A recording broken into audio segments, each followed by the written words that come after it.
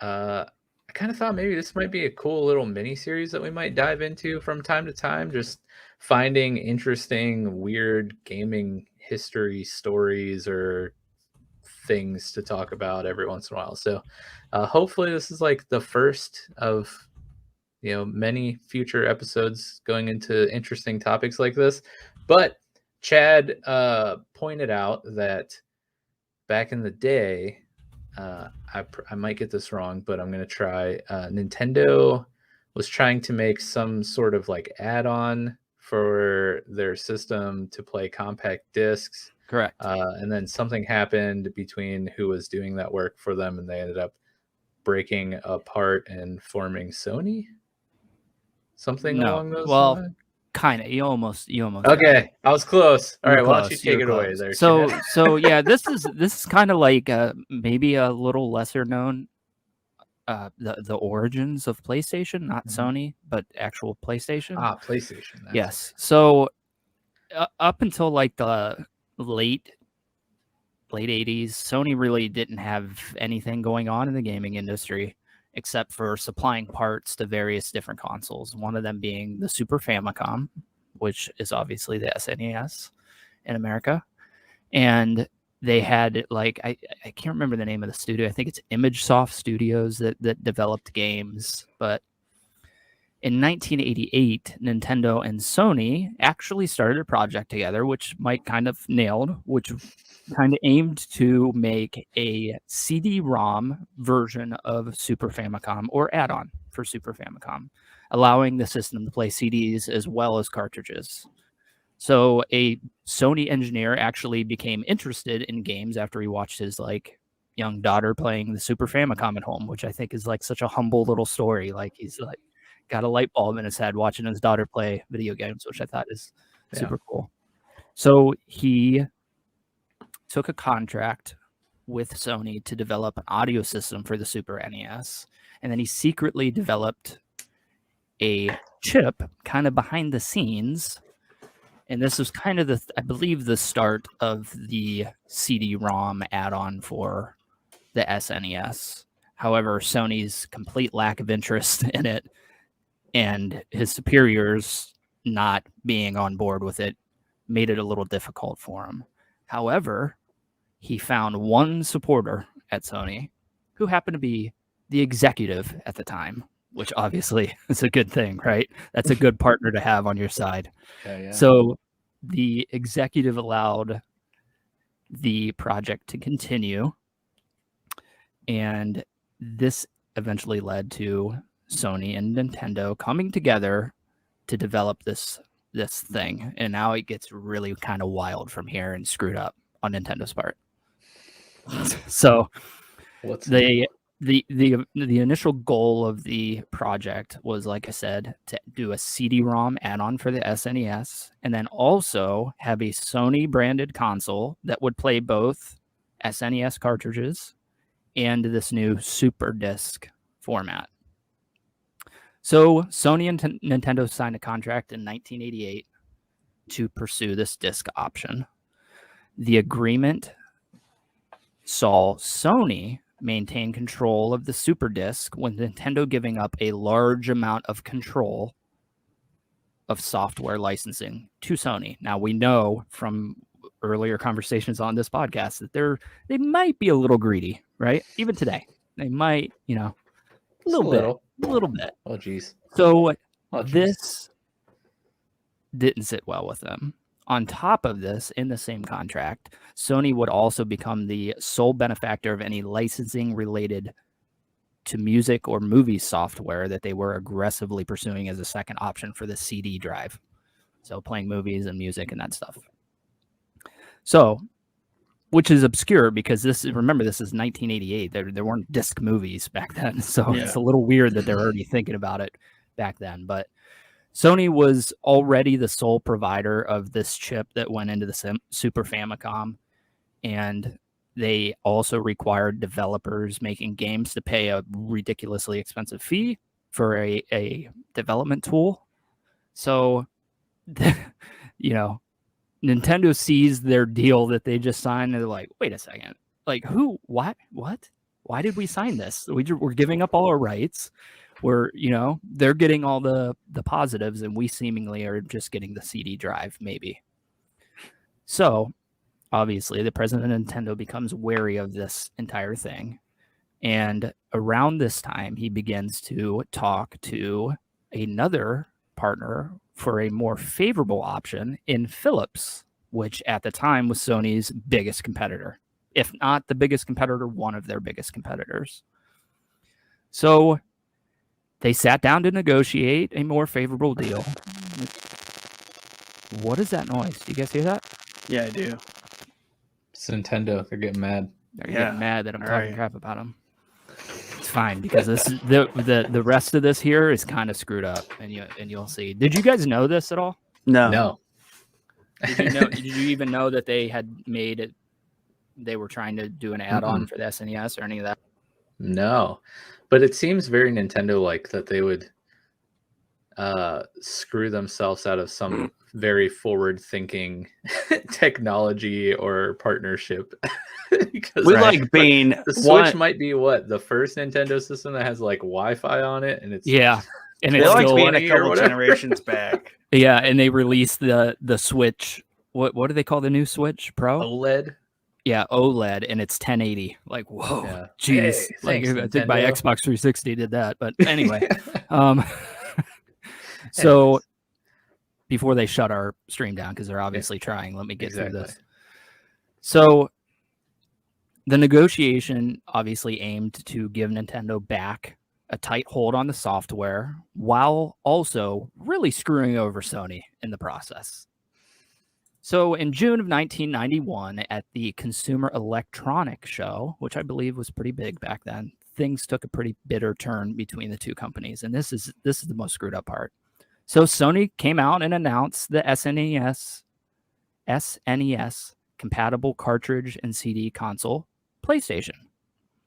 The next day, very next day, Nintendo revealed their partnership with Philips at the show, shocking the audience and Sony, who had no idea about it.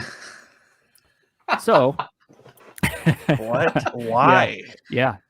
Because I told you, Nintendo. because they are classic Nintendo. I mean, oh my god. People say that like the weird decision started at the Nintendo 64 and then just continued after that, but it's not true, because if you look back at some of their earlier decisions, including this one, it's really this is 88. Really odd. Yes, the conference is June of 1991, but the original project started in 88 between Nintendo and Sony. So it's literally a head scratcher. Yeah, right. So following the middle finger at the Consumer Electronics Show that Nintendo gave to Sony, Nintendo and Sony attempted to repair the broken bond.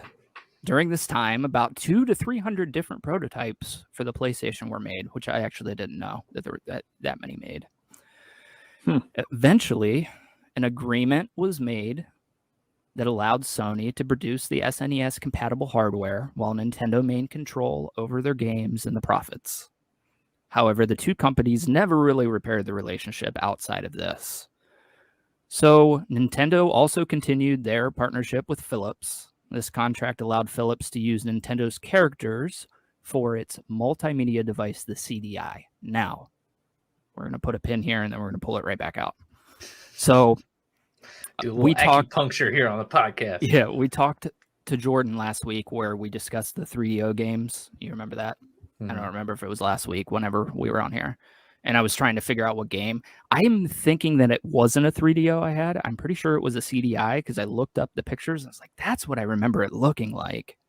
So I got to try and find the game, because it's like a first-person ninja game, and it's really... So anyway, you probably never have even heard of the CDI, because it was like a massive commercial failure. But that's why you find... I think there's a Legend of Zelda game on the CDI. I think there's maybe a Mario game on the CDI. So that's where that comes from. Those games came out of this deal where Nintendo allowed Philips to use their characters for the CDI. So by 1993, so now we're 2 years after the electronics show, Sony dropped out of further development for the SNES CD-ROM and instead decided to focus on its next generation console, which would launch in Japan on December 3rd, 1994, and that is the very first PlayStation 1. The Philips and Nintendo contract never developed a CD-ROM add-on for the SNES, which I think is hilarious. So they went through all this and, really threw slack at, threw mud on Sony's face in front of everybody at a pretty big expo, and then the project just fizzled out. But following the commercial failure of the Sega CD, Nintendo took notice and canceled its plans to further with another company or anybody else to develop a CD add-on. So the big game at the time that was supposed to come out was a Square game, and it was being developed for the SNES CD-ROM, and it was cut down, and I think pretty considerably, to fit onto a cartridge. And then that game is Secret of Mana, which I'm sure you've heard of. That came out on the SNES, and supposedly a lot of it was cut out to make it fit on that cartridge. So that is the little obscure history of how the PlayStation came to be. What do you guys think? I don't think I realized. Yeah, typical Nintendo, I guess. All the way 30 years ago. Just sucking. I guess I didn't realize the PlayStation 1 came out in 94. Yeah, in America in 94, yeah. Okay, wow. But the fact that they were thinking about essentially DVDs in 88. It's pretty crazy. Yeah. And I just love that literally is 100% Nintendo. Like DVDs. DVDs, Blu-rays, all this for everything is disc. Right, and they're still and they're like, have they ever? Oh yeah, I think the Wii used discs, right? I think the Wii, I think they're like and the GameCube.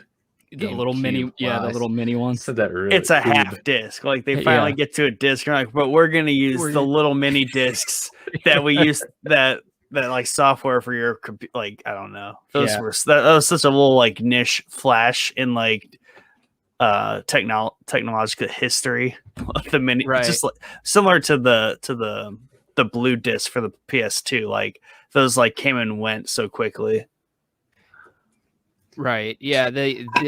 And what were the PlayStation 1 discs? They had that black bottom on it. Is that the? Yep. Yeah, that was PlayStation 1. Yeah. So I still have a couple of those actually. I'll have to take a look at them because I remember them getting ridiculously scratched up no matter what you did because of that high black gloss whatever they had going on the bottom of. Yeah, I forgot about that actually. Yeah, I wonder what the story behind that is. If there's a reason that they're because they went from didn't they go from those to the blues and then finally to just regular? Just regular, yeah. Yeah, that might be right. Yeah, so when a lot of people don't realize this and even when you hear people talking about I know it was a couple years ago, people thought that Sony and Nintendo were going to partner together in some way and really screw over Xbox. And I'm like, if anything's possible, it's quite the opposite. And Nintendo would go with Xbox because, this is, even though this happened a long time ago and people that are at the company, there's probably nobody at the company that was there when this all happened. But it's still, I guarantee you, there's still animosity between these two companies, especially because the PlayStation came out and blew up. And it sells way better than up until the Switch, at least. I don't know how the Switch compares to PlayStation 4 sales, but up until then, they were blowing Nintendo out of the water. Yeah. So, looking back at it in hindsight, man, PlayStation. Look what the PlayStation became. Right. It is arguably now the greatest console. Yeah. And isn't PS2 still the most sold? The most sold, yes. Yeah. But I mean, it boasts arguably some of the best exclusive IPs, critically acclaimed. It's just what it became, and just the fact that Nintendo just basically threw a tantrum, and there's like, nah, we're good. Oh, we got you. Yeah. Phillips. The cajones to do it like they did. Like, that is so brazen. messed up. And really, when you look at the agreement, I mean, I can't believe that they ever signed it to begin with. You know what I mean? Because they were like giving up a lot, money, rights, everything. But then to turn around and do it like that, I mean, you agreed to that contract. It's not like they came and forced you to sign it. You know what I mean? It just made Sony into a beast. That's all. Restructure. I mean, people never heard of that. Renegotiate. But instead, let's just put you on blast at a conference. I just imagine like the Sony dude being on stage, being like, "Look," and he's just like keeps looking out of the corner of his eye, like waiting for the Nintendo guy to come join him, and he like never does. And then he like gets off stage and he's like all bummed out, and he like looks across the hall, and the Nintendo guy's over there with the Phillips guy, and they're doing their presentation. Right. Yeah. I gotta imagine that's how it went. But you can actually get online and look up picture. There are actual prototypes of this PlayStation console that was going to be branded. And it literally looks like a SNES, but it's got Sony PlayStation written all over it. And it's got a disk drive in it. I mean, it's literally the SNES controller. So it's pretty interesting to look at it, because if I were to take, it's a little bit different than obviously than the SNES, but at least the controller, if I were to take the wording off and, not told you guys this story and told you to write in what was written on that, you would have never written Sony PlayStation on it, because it looks it's straight SNES. Oh wow, that looks really funny. Yeah, other than the little disk drive. I mean, yep. It looks so funny. It really does. It really does. Oh man, yeah, that's just. Not only the birth of PlayStation in such an awkward way, but I mean, obviously this wouldn't be the same like story if PlayStation it wasn't what it is today, right? Or even historically. Like, to me, it's just been like a staple cornerstone in like the console forever, because it came after Nintendo found its niche as like a gamer's console. And then the Xbox obviously is much younger, right? That was Microsoft's answer to it. And to me, I mean, obviously the Xbox is a super popular, very successful console, but they've had their own Microsoft-esque, or Nintendo-esque blunders over the years, and even like tried to shift direction a little too soon, too weird with the Xbox One. Like, we're a media console with no discs. Yeah. And everyone's like, what? Yeah. And it's like, we still play games, like we don't just sit around and watch Netflix anymore. Yeah. I mean, PlayStation isn't free of their mishaps either, of course. But it is funny though to see basically like when the first Xbox come out, late 90s, mid 90s, I don't know. 2001. 2000, yeah. Okay. So basically since the 2000s, Nintendo in the console wars basically like disappeared. They went to sleep. Big sleep. It's just crazy that what could have been, well, actually, who knows? I mean, who knows what could have been? Maybe, this add-on totally fell on its face, and then we have no PlayStation at all or anything of the sort. But I like to think in some respect the Xbox exists because they saw the success Sony had with their breakaway console from Nintendo. Like, who knows, like, who would have been making consoles if it had gone the way it was. Like, I guess for some reason people just thought like Nintendo was the play, like they just made the gaming consoles and no one else really wants to get into the space. I don't know. Yeah, well, I think that's partly in I mean, the gaming industry had like a huge implosion around the Atari time until the NES came out. So I think people were probably scared. Companies were scared to get into the gaming because of what had just happened to Atari. And that's another one that I'd like to get on in our series, is that whole debacle with the Atari, which I think is hilarious. Yeah. But yeah, I think it was like the NES just had like almost like a monopoly on the gaming industry after they came out. And everybody wanted their games on the Nintendo console because it was the console to have. And they kind of shot themselves a little bit in the foot with this entire thing, because theoretically speaking, if they never did that, we might not have a PlayStation. We might not have a Sony PlayStation today. They might be partnered with Sony or with Nintendo permanently, or just get a bad taste in their mouth with the game industry and bail out entirely. So I always like, alternate history stuff, and especially when it's like stuff like this, I would love to know like what would have happened if that the Nintendo guy went with Sony that night.